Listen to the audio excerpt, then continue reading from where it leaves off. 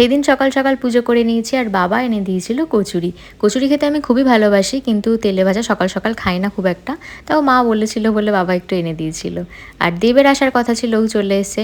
আগের দিন ওকে তালশাঁস ঠকিয়ে দিয়েছিল, তাই ও বেছে বেছে এনেছে আজকে। মা তাই বলছে এবার তুই ঠিকই এনেছিস। আর যেটার জন্য দেব মেন এসেছিল, ওর ছোটো কাকা গেছিলো কৈলাস ভ্রমণে, তো সেখান থেকে প্রসাদ, মানস সরোবরের জল, চাইনিজ চকলেট এগুলো সব দিতে এসেছিলো। আর তারপর মা বললো দুপুরে খেতে বসে পর। মা করেছিল চিংড়ি পোলাও, মাটন কষা, আর সাথে আমরা দেখছিলাম নন্টে ফন্টে। তারপর তালশাঁস খেলাম। এবার ছেলেটা ভালোই এনেছে কিন্তু।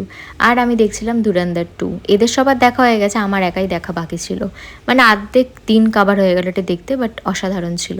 দেব এখানে একটা ফুচকা খেতে খুব ভালোবাসে, তো ভাই ওকে এনে দিল, ও খেলো। তারপর আমাদের এদিকে উনো টিম চলে এসেছে, আমরা উনো খেললাম। মানে এটা একটা নেশায় পরিণত হয়েছে আর কি। তারপরে খেলাধুলা হলে ওরা চলে গেল, আর আমার কেক বানানোর ছিল, বানিয়ে নিলাম। আর চায়না থেকে যে চকলেটগুলো এনে দিয়েছিল ওগুলো একটু টেস্ট করলাম, বেশ ভালোই লাগলো খেতে। তারপরে ডিনার করে নিলাম। দুপুরে যা ছিল চিংড়ি পোলাও আর মাটন। তো চলো আজকের মতো এটুকুই। ভিডিওটা ভালো লাগলে একটা লাইক আর সাবস্ক্রাইব করে দিও। টাটা।